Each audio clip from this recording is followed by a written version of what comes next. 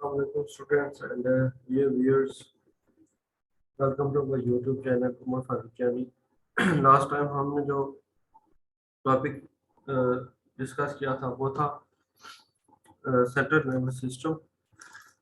आज हम nervous system का जो हिस्सा डिस्कस करने जा रहे हैं वो है पेरिफेरल नर्वस सिस्टम। इसको हम कैरी ऑन करने की कोशिश करते हैं, स्टार्ट करते हैं।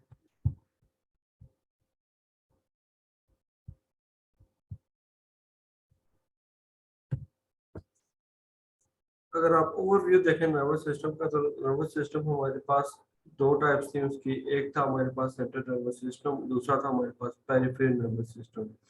सेंट्रल नर्वस सिस्टम को हमने ब्रेन में और स्पाइनल कॉर्ड में डिवाइड किया था, जबकि जो पेरिफेरल नर्वस सिस्टम है इसके बेसिकली टू टाइप्स हैं, सोमैटिक नर्वस सिस्टम और autonomic nervous system. Autonomic nervous system के आगे दो टाइप्स हैं, सब टाइप सिंपैथेटिक नर्वस सिस्टम और पैरासिम्पैथेटिक नर्वस सिस्टम। अभी हम डिस्कस करने जाएंगे पेरिफेरल नर्वस सिस्टम को, क्योंकि सेंट्रल नर्वस सिस्टम को हम ऑलरेडी डिस्कस कर चुके हैं। तो अभी हम डिस्कस करने जा रहे हैं पेरिफेरल नर्वस सिस्टम को।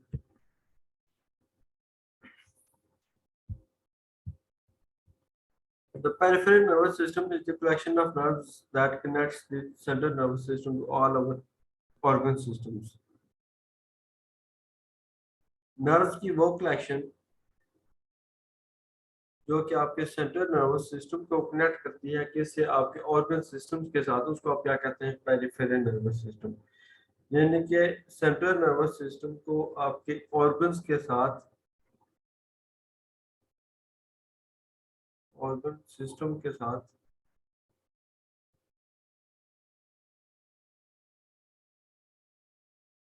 नर्व्स जो हैं वो सेंट्रल नर्वस सिस्टम को ऑर्गन सिस्टम के साथ कनेक्ट करती हैं।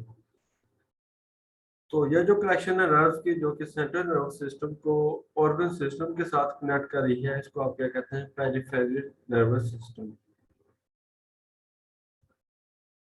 इसकी कंपोजिशन देख लेते हैं, ये किस तरीके का, ये इसकी कंपोजिशन क्या, ये कैसे बना हुआ है। तो the nerves which arise from brain are called cranial nerves. वो नर्व्स जो ब्रेन में से निकल रही हैं उनको आप क्रेनियल नर्व्स कहते हैं, और जो the nerves which arise from spinal cord are called spinal nerves.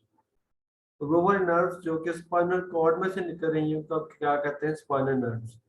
और पेरिफेरल सिस्टम में 12 पेयर्स हैं क्रेनियल नर्व्स के और 31 पेयर्स हैं स्पाइनल नर्व्स के। यानी कि 12 जोड़े क्रेनियल नर्व्स के और 31 जोड़े जो है वो स्पाइनल नर्व्स के, वो इंक्लूड हैं किसमें, पेरिफेरल नर्वस सिस्टम में। इसकी वर्किंग देखते हैं।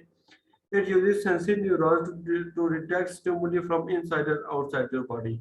आपके बॉडी के अंदर जो चेंज हो रहा है या आपके बॉडी के बाहर जो चेंज हो रहा है, तो सेंसिटिव न्यूरॉन्स की मदद से इस चेंज को डिटेक्ट किया जाता है, इस चेंज को सेंस किया जाता है, इसकी डिटेक्शन की जाती है, इसको आइडेंटिफाई किया जाता है।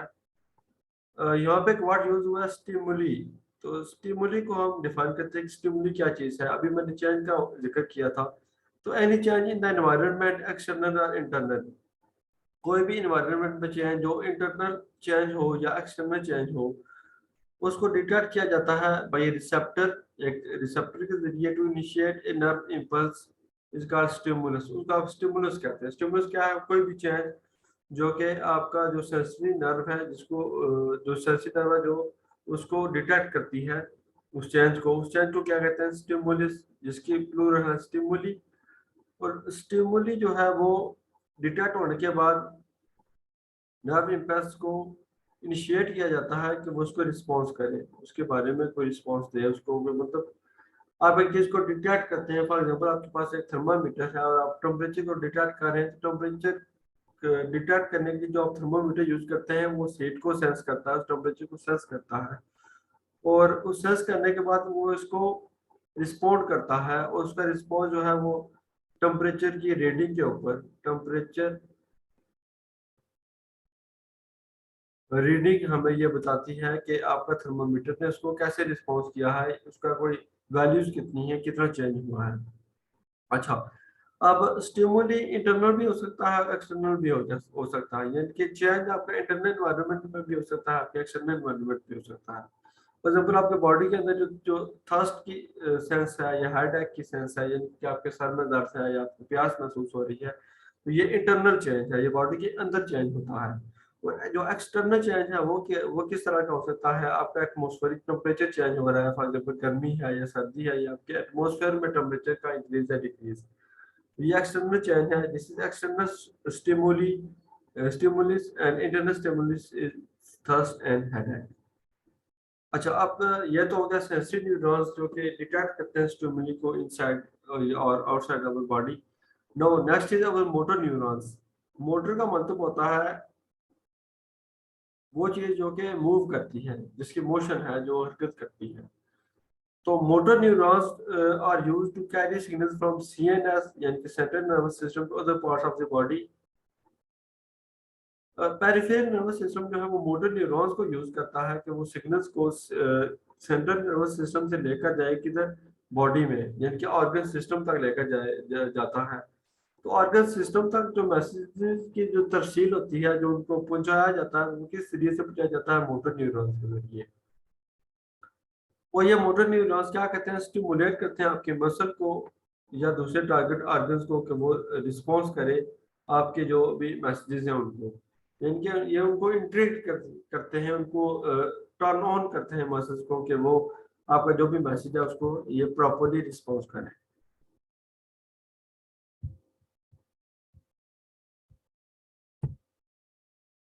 नेक्स्ट है types of peripheral nervous system. Peripheral nervous system की दो टाइप्स हैं, इसको दो टाइप्स में डिवाइड किया गया है। एक है सोमैटिक नर्वस सिस्टम और दूसरी है autonomic nervous system.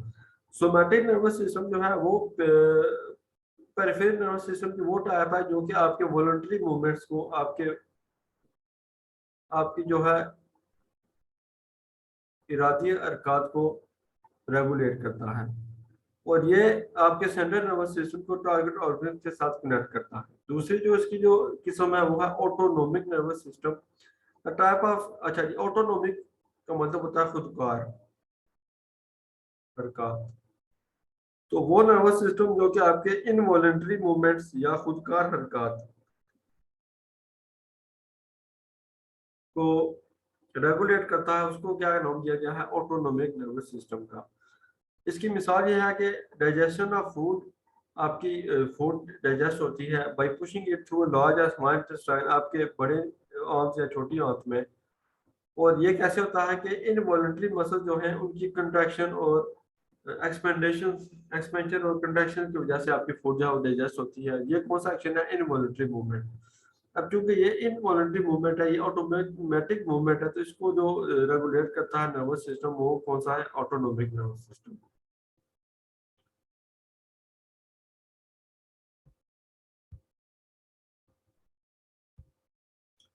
Autonomic nervous system की इंपॉर्टेंस क्या है? Autonomic nervous system is important for maintaining homeostasis. ये होमियोस्टैसिस को मेंटेन करने में हेल्प करता है आपकी। अब यहाँ पे होमियोस्टैसिस का जो वर्ड यूज हुआ है, इसका मीनिंग क्या है? Homeostasis is the regulation of water, salts and minerals with in the body. जिसम में पानी, नमकियात और जो मिनरल्स है,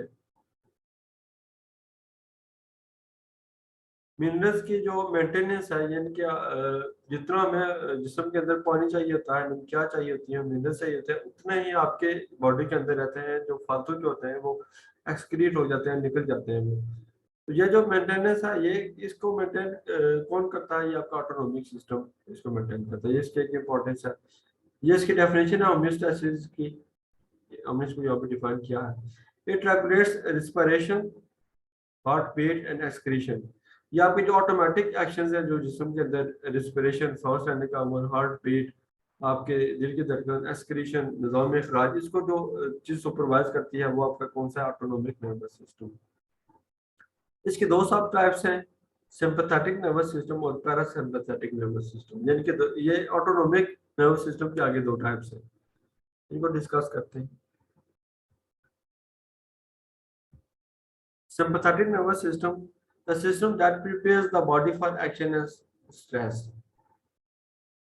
वो सिस्टम, वो नर्वस सिस्टम जो कि आपकी बॉडी को प्रिपेयर करता है किसी भी एक्शन या स्ट्रेस, यानी कि अगर आपके को कोई खतरा लाक है तो खतरे की सूरत में जो एक्शन करने के लिए बॉडी जो एक्शन करती है, उस एक्शन को प्रिपेयर करने के लिए किस स्ट्रेस की सूरत में जो नर्वस सिस्टम एक्टिवेट होता है वो सिंपैथेटिक नर्वस सिस्टम है। It is stimulated when you are fighting और प्रिपेयरिंग फॉर अ फाइट। ये कब स्टिमुलेट होता है, कब हरकत में होता है, जब आप खौफजदा हो या आप किसी लड़ाई का की तैयारी कर रहे हो, किसी से लड़ने के लिए। द ब्लड वेसल, अच्छा ये वर्किंग कैसे करता है, the blood vessel going to skin and internal organs contract. आपके वो वेसल्स, वो खून की शरीयानें जो कि स्किन में जाती हैं या आपके इंटरनल ऑर्गन्स में जाती हैं, ये क्या, ये कंट्रैक्ट होती हैं, ये सिकुड़ती हैं। इनके सिकुड़ने की वजह से इनके अंदर जो ब्लड फ्लो है ये रिड्यूस हो जाता है, ये कम होता है।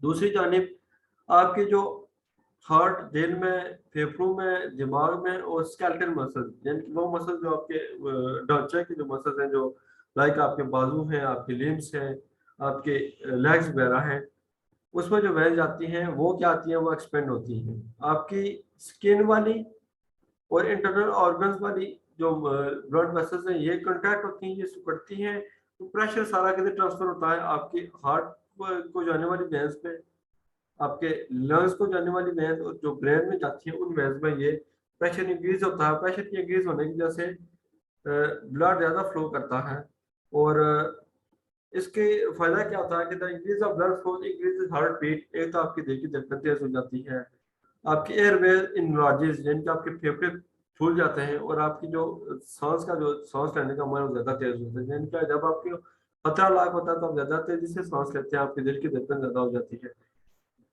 और यह चीज हमें किसी भी खतरे को क्विकली रिस्पॉन्स करने में हेल्प करती है। तो ये था हमारा सिंपैथेटिक नर्वस सिस्टम। इसमें हमने ये देखा कि ये वो वाला नर्वस सिस्टम है जो कि आपकी बॉडी को प्रिपेयर करता है जब आप किसी खतरे में हो या आप किसी फाइट करना जा रहे हैं किसी खतरे के खिलाफ। उसमें उस वक्त तो आपके पास जो नर्वस सिस्टम एक्टिवेट होता है वो होता है सिंपैथेटिक नर्वस सिस्टम। तो सिंपैथी का मतलब होता है हमदर्द, हमदर्दाना रवैया जो होता है। तो सिंपैथेटिक नर्वस सिस्टम बेसिकली आपके साथ इसको एज ए फन लें कि ये एक आपके साथ एक नरमी और हमदर्दी वाला रवैया अख्तियार करता है और आपको ये उस खतरा से बचाने के लिए आपको तैयार करता है। नेक्स्ट इसकी जो सब टाइप है वो है parasympathetic nervous system. Parasympathetic system is the nervous system is the second type of autonomic nervous system। ये autonomic nervous system की दूसरी टाइप है। ये अपोजिट काम करती है नर्वस सिस्टम के, सॉरी सिंपैथेटिक नर्वस सिस्टम के अपोजिट काम करती है। सिंपैथेटिक जो नर्वस सिस्टम है वो आपको कब एक्टिवेट होता है, जब आप स्ट्रेस में हो, जब आप परेशान हो। स्ट्रेस मीन परेशान, इसका क्योंकि ये अपोजिट है पैरासिम्पैथेटिक।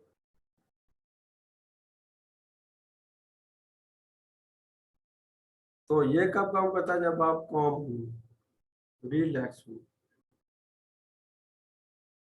या पुरस्कून हो। तो जो आपके पास सिंपैथेटिक नर्वस सिस्टम है वो तब काम करता है जब आप परेशान हो, आप स्ट्रेस में हैं, आपको कोई परेशानी या खतरे में है। उसके अपोजिट जो आपके पास जो नर्वस सिस्टम काम कर रहा होता है वो है पैरासिम्पैथेटिक नर्वस सिस्टम। अब ये क्या करता है, ये बॉडी को रिलैक्स करता है, उसको काम डाउन करता है।